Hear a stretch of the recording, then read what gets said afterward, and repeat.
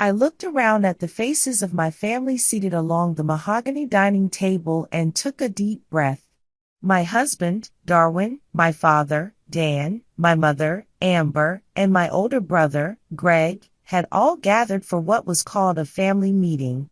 Outside, the spring rain continued to fall gently, and the droplets trickling down the window panes created a strange harmony with the tension inside the room.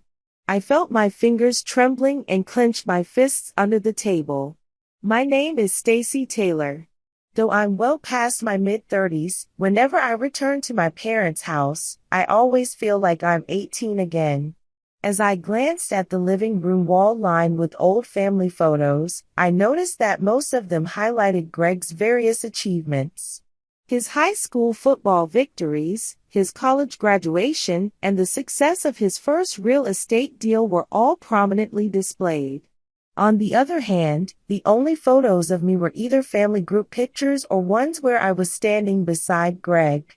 I work at an architectural design firm, but in conversations with my parents, my job was rarely a topic of discussion. Instead, conversations were always dominated by Greg's latest business successes and his next big deal. "Is there something urgent?" I asked. "A meeting this sudden is pretty unusual." Dan cleared his throat and exchanged a glance with Amber. My father, now over 70, seemed to have shrunk slightly from the strong build he once had. He had been a strict and stubborn man, but in recent years, he had softened. At least, that's what I had thought. We wanted to talk about estate planning. I raised an eyebrow. My parents were in good health and had rarely spoken about death or inheritance before. Across the table, Greg wore a confident smile. His expensive suit and watch were a clear display of his supposed business success. "As we get older, we realize it's important to clarify what we have," Amber continued quietly. Her voice carried tension, as if her usual composed demeanor was faltering. "We don't have a large estate to leave behind for you two," Dan stated bluntly. "Our main asset is this house. And after we pass away, we've decided that this house will be inherited by Greg." A dull ache spread through my chest. What Dan was saying wasn't true. I knew my parents had inherited a substantial estate from my grandparents. Not just in cash, but also a lakeside vacation home. And yet, they had decided to leave nothing for me. All my life, I had been compared to my brother, Greg. One of my clearest memories was from when I was 10 years old at the school science fair. I had spent weeks preparing a project on urban planning and sustainable architecture. Even my science teacher had been impressed by how precise and well-crafted it was. Greg, on the other hand, had only started his project the night before the fair. He built a basic volcano model, something straight out of a textbook. On the day of the presentation, I won the grand prize and earned a spot at the state competition. Greg didn't even receive a participation award. When we got home, I rushed to show my parents my trophy. But in the living room, Greg had already captured their attention. "It's really too bad things didn't go well, Greg," my mother Amber said as she gently stroked his hair. "But next time, it will definitely go better." "That's right, Greg," Dan agreed. "You're really smart. You were just too busy with baseball, piano, and cram school." I stopped in front of the door, suddenly feeling the trophy in my hands grow heavier. With a bright smile, I pushed open the door and said, "Look! I won the grand prize." For a moment, my parents looked at me. "Oh, I see," Dan said. "That's good." Then he turned back to Greg. "Greg had a chance to go to the state competition, too," Amber sighed. "He's actually much better at science than you are." And so, my trophy was placed in the corner of the living room shelf. Meanwhile, Greg's participation medal for baseball was displayed in the center. As the state competition approached, my parents neither helped me practice nor bought me any additional materials. I prepared alone, and my school teacher was the one who took me to the venue. I won the state competition. A small article about it even appeared in the local newspaper. But that same weekend, Greg's baseball team placed third in the regional tournament. That was all my family talked about at dinner. My success was dismissed as just good luck. By the time I reached high school, the gap had only grown wider. I graduated at the top of my class, won an award in a national architectural design competition, and received scholarship offers from top-ranked universities. Meanwhile, Greg had above-average grades and was admitted to the local state university on a sports scholarship. Greg has a natural talent for business. My parents insisted. Amid such a life, the only solace I had was my grandfather. Every summer, I would visit the lakeside vacation home with him. My parents and Greg often stayed behind. For me, those visits were heaven. My grandfather would spend hours looking at my architectural sketches, giving me advice, and truly appreciating my talent. "You have a special eye, Stacy," he would always say. "You can see the soul within buildings." The summer I was 13, while my parents were attending Greg's regional baseball tournament, I stayed at the vacation home with my grandfather. That weekend, he took me to a local architectural exhibition. For the first time, I saw the works of female architects. "Look, Grandpa! Women can design such amazing buildings too." My grandfather smiled gently. "Of course, Stacy. And you can do the same. In fact, you'll create something even more remarkable." On the way back, he said to me, "The view from this vacation home is my treasure." He continued, "This house is filled with precious memories of you and me. One day, it will be yours." A few years later, the summer I was 17. It was the last summer I spent at the lakeside vacation home. My grandfather's health was deteriorating, but he still made time every day to look through my sketchbook. "One day, you will design magnificent buildings," he would say. One quiet evening at dusk, as we sat together on the pier, he took my hand. "Remember this, Stacy. You don't need to be compared to anyone. You shine with your own light." And just a few days before he passed away, in a weak voice from his hospital bed, he quietly said, "One day, make that vacation home your place." I still vividly remember the reading of his will after his passing. He had given clear instructions that his estate was to be divided fairly among the entire family. Where had that promise gone? I asked. That doesn't make sense. What happened to the assets Grandpa left behind? What about the lakeside vacation home? My voice trembled slightly with frustration. You must have inherited a significant amount of cash along with it. Grandpa told me he wanted me to have that vacation home one day. Amber's expression darkened. For a brief moment, her eyes flickered toward Greg, as if some unspoken signal had passed between them. That money is for our retirement. Amber answered defensively. If you ever need help in the future, Greg will be there for you. She clenched her hands together and looked toward Dan instead of at me. It felt like a rehearsed response. I turned to my brother. Greg wore a smug smile. He placed his wine glass on the table and leaned forward. "Don't worry, Stacy. If anything happens, I'll take care of you." The authoritative tone in his voice made my face flush with anger. He had already discussed this with our parents before the family meeting. I had been excluded. It was presented as a done deal. I can't trust that promise. Besides, I am perfectly capable of taking care of myself, I said, my breath coming faster. I have a solid career and income at the design firm. I don't need Greg's charity. Darwin and I drove home in silence. The heavy rain pounded against the windshield, mirroring the turmoil inside my head. The modern house we lived in was my very first architectural project. When we decided to build a home after getting married, Darwin had believed in my talent and entrusted the entire design to me. This house carried my heart and soul. A house my parents had never once visited. They never care about me. They're too busy visiting Greg's new condominium. I muttered bitterly as I stepped inside. I turned on the living room lights and slipped off my shoes. Then, suddenly, I burst into tears. Darwin said nothing. He just held me. Can you believe it? They're leaving everything to Greg. Even the lakeside vacation home, everything is going to him. I finally voiced it. Grandpa wanted his inheritance to be shared equally between us. Darwin gently kissed my hair. After 7 years of marriage, he understood this deep pain of mine. The struggle of constantly seeking my parents' approval.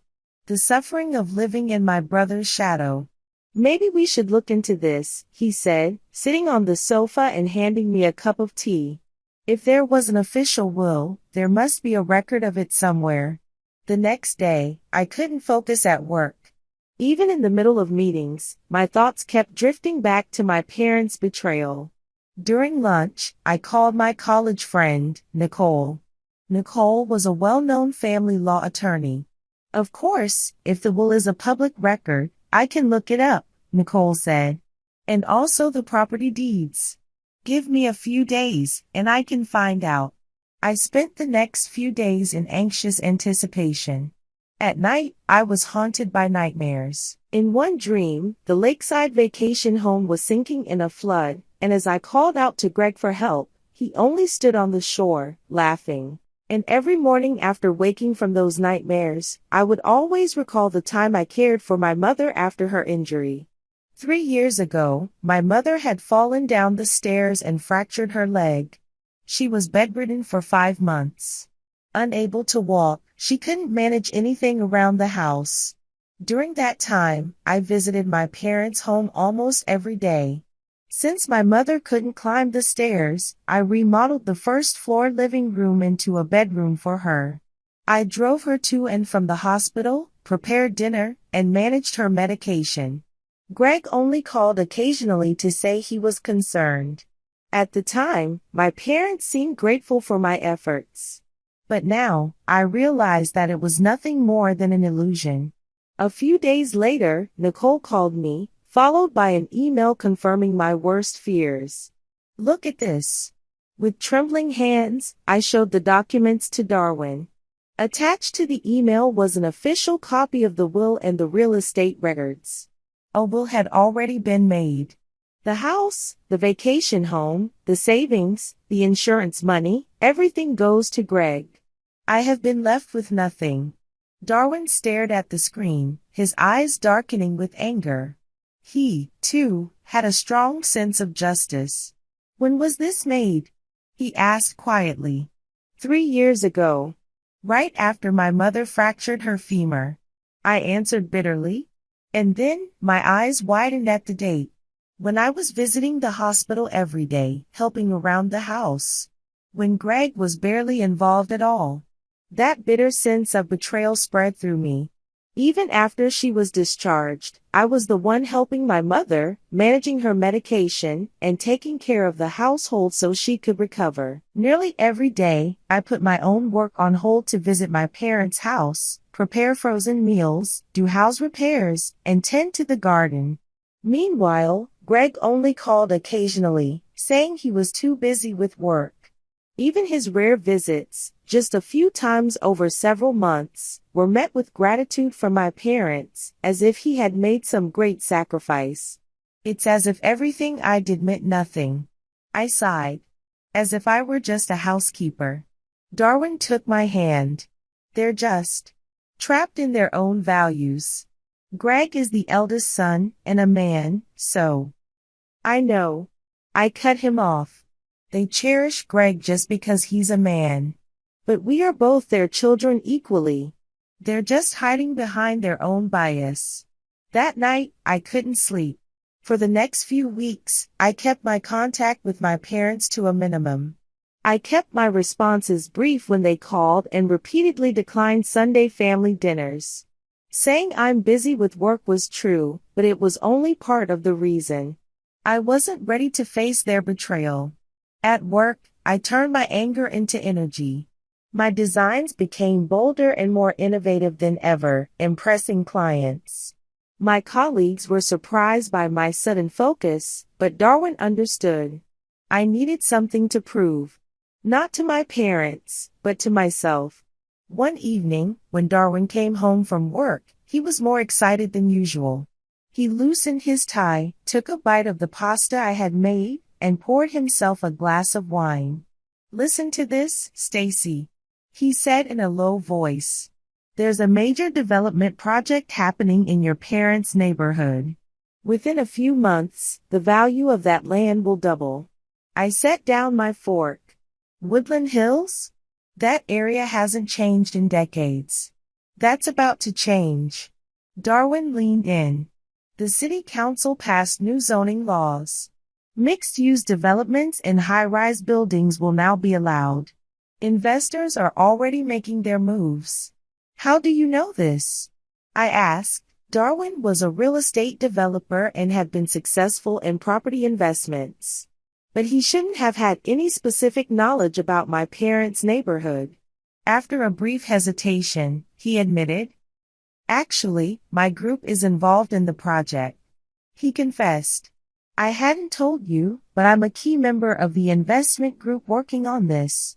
Darwin had been part of major projects before, but this one directly affected my childhood home.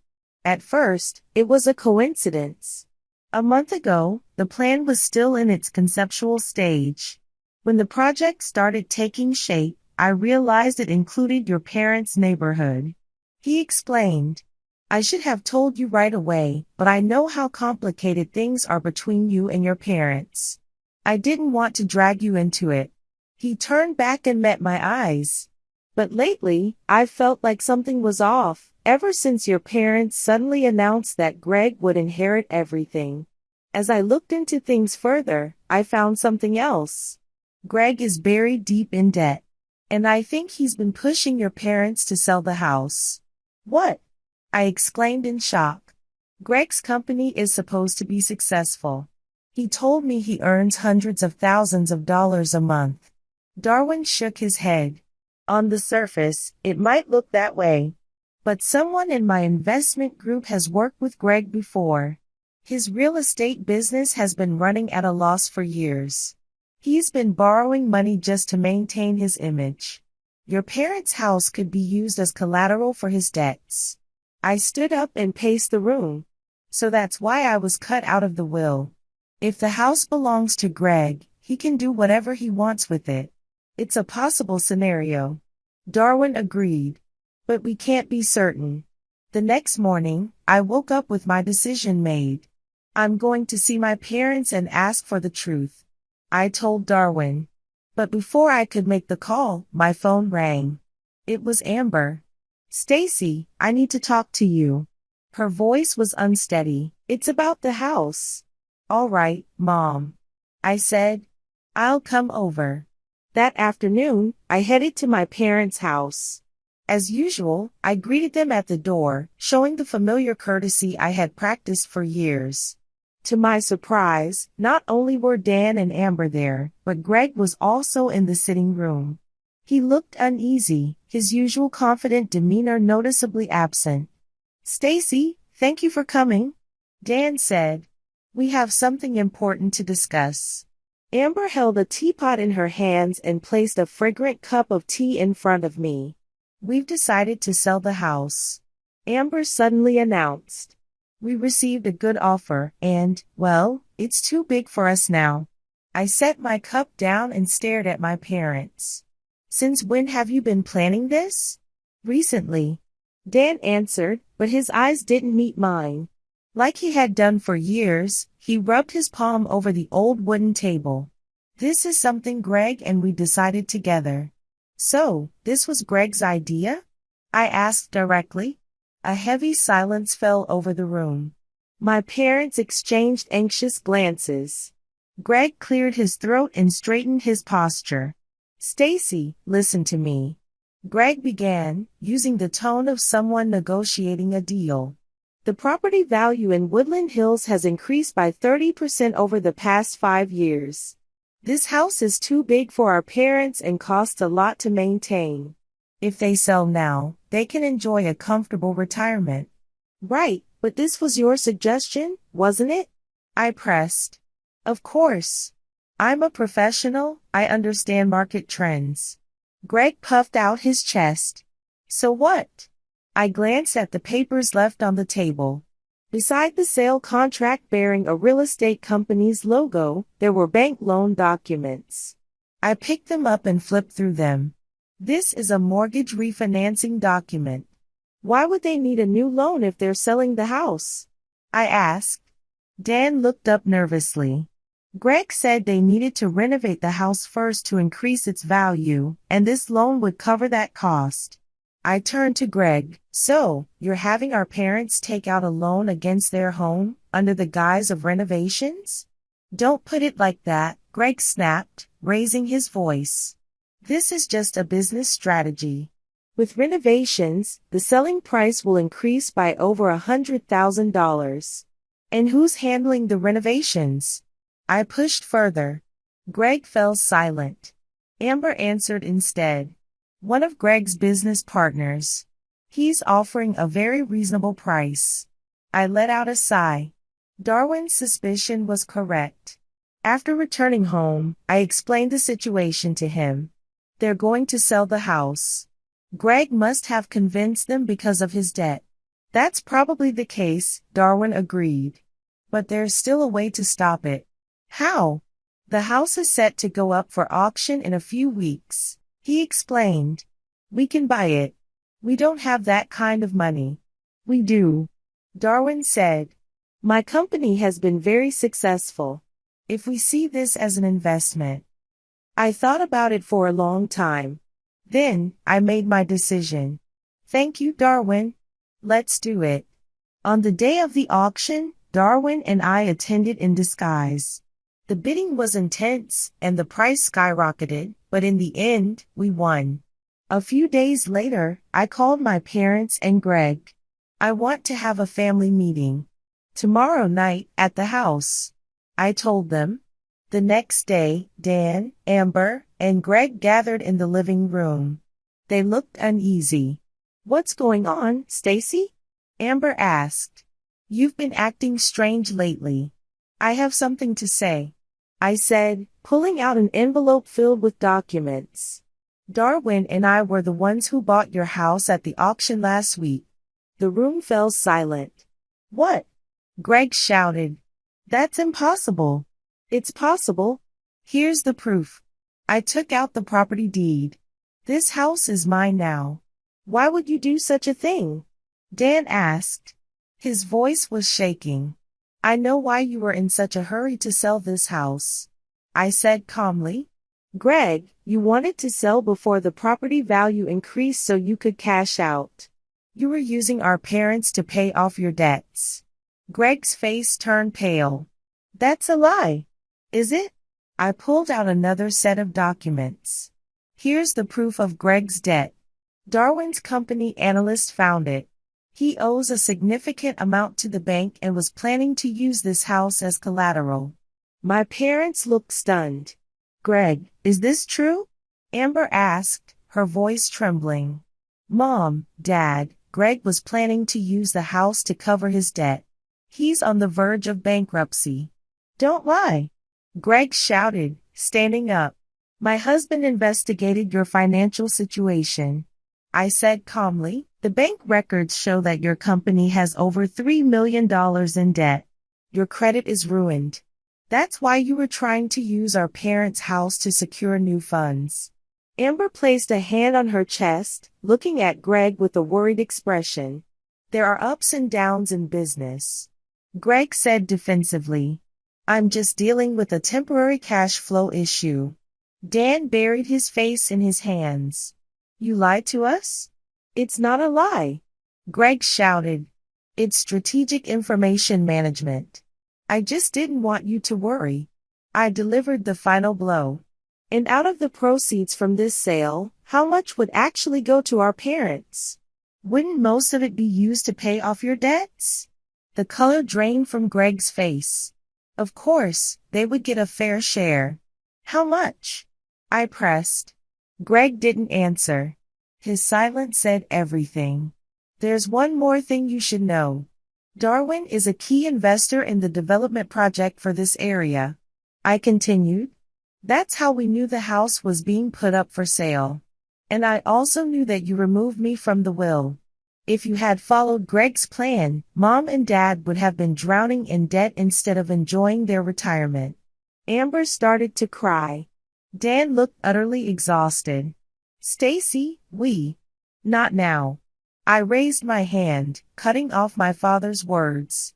I'm not planning to demolish this house. Instead, Darwin and I have revised the development plan to preserve the house while redeveloping the surrounding area. I revealed the modified blueprint of the development plan. But there are conditions. What conditions? Dan asked. First, a new will must be created, dividing all assets equally between Greg and me. Second, I must have an equal say in family decisions. And lastly, the family photo wall should celebrate not just Greg's achievements but mine equally. Greg's face turned red with anger as he stood up. I won't be blackmailed like this. This isn't blackmail. I replied calmly. I'm simply asking for fairness. If you refuse my conditions, I will demolish the house and proceed with development. If that happens, you'll have nowhere to live. Dan and Amber exchanged glances. After a long silence, Dan let out a deep sigh. All right, he admitted quietly. We have been unfair to you. We'll accept your conditions. Greg stormed out in fury. Amber approached me, crying. I'm sorry, Stacy. She sobbed. We were wrong. I maintained my composure as I replied. I hope we can build a different relationship from now on. When I returned home, Darwin was waiting. How did it go? They accepted the conditions, I said, but I still couldn't sort through my emotions. They apologized, but I don't know if it was truly from the heart. Maybe it was just for their own sake. It will take time. Darwin put his arm around my shoulder. I nodded. The following week, my parents signed a new will under the supervision of a lawyer. I was given equal decision-making rights in family matters. And in the living room, where only Greg's achievements had been celebrated for years, new photos were added, my graduation, my promotions, and the professional awards I had received. 1 year later, I sat at the table, reviewing the documents laid before me, while watching the rain begin to fall outside the window. Darwin placed his hand on my shoulder and gently asked, Are you okay? Yes. I just think it's ironic, I said. On the table lay Greg's latest financial report. His company had completed its bankruptcy proceedings, and several of his assets had been seized by creditors. Since that day, he had been crushed under the weight of his debts.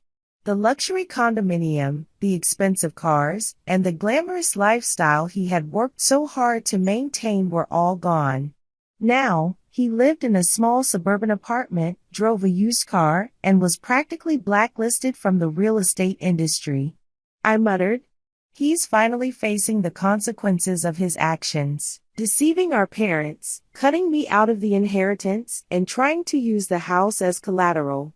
Since then, I had barely spoken to my parents or Greg. I wasn't ready to reconcile until I was certain they had truly changed. Instead, Darwin kept occasional contact. Dan started working part-time as a consultant for an old colleague's construction company. Amber is working at a local restaurant. Darwin updated me. I felt a pang of disappointment, wondering if they were still trying to rescue Greg even now. Dan says it's to teach Greg responsibility. Instead of giving him money, they want to show him how to earn it himself. I was surprised to hear that. For the first time, my parents seemed to truly understand the situation and, instead of coddling Greg, were teaching him to face reality. Greg seems to be changing, too. Darwin continued. He's started taking night classes in business management at the local community college. And on weekends, he's working at a friend's construction site. I walked to the window. I hope he truly learns and changes. I didn't know if they would ever truly change. But what mattered most was that I had finally found my voice. For years, I had longed for my family's approval. Now, I knew I didn't need it. The life Darwin and I built was valuable. And now, I had the strength to move forward on my own terms.